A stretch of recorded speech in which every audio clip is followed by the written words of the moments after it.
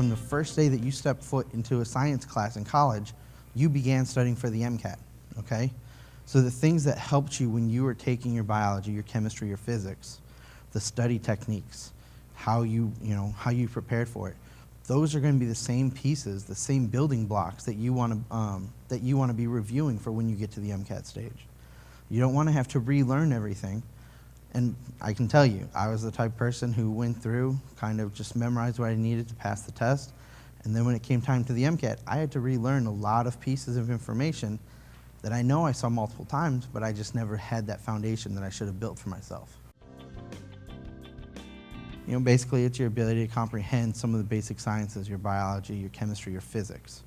And right now the test is set up so it's more, there's some knowledge base and a little bit more of applying that information.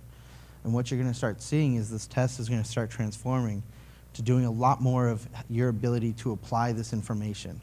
Because once you get to medical school, it's not just regurgitate all these facts, it's actually put these pieces that you know in a clinical setting.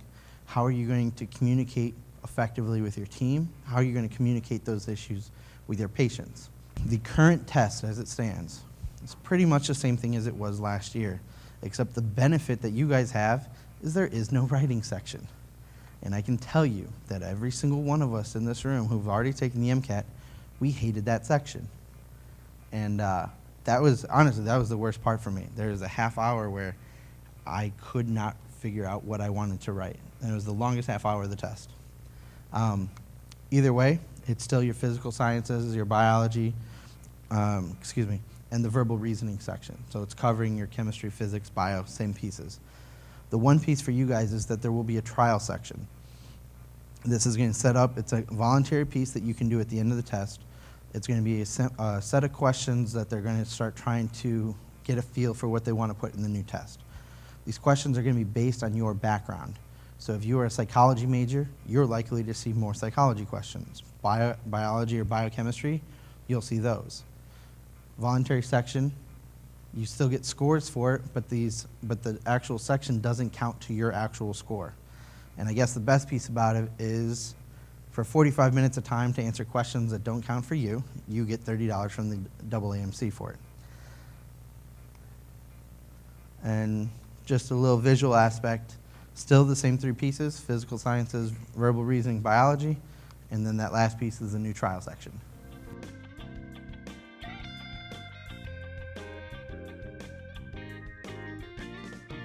You have to know that there are economic resources that are available for you.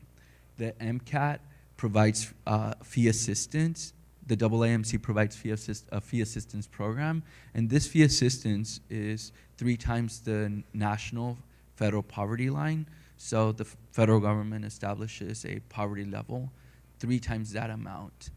If your parents' income or your income falls within that amount, you can get the MCAT exam for approximately $85. In addition to that, you can get to apply to 14 AMCS schools for free, and any secondary applications that will be required are also free. Use the resources that are available here for you. Unfortunately, throughout going through this whole process of med school and applying to medical school, I had to support myself. And so I didn't have the luxury of having to pay $1,000 for a prep exam service, because $1,000 is $1,000. So if you have the services of somebody, use them, because you don't want to be putting out $1,000 out of your own pocket. And regardless, go ahead and make use of the resources that are available at your institution.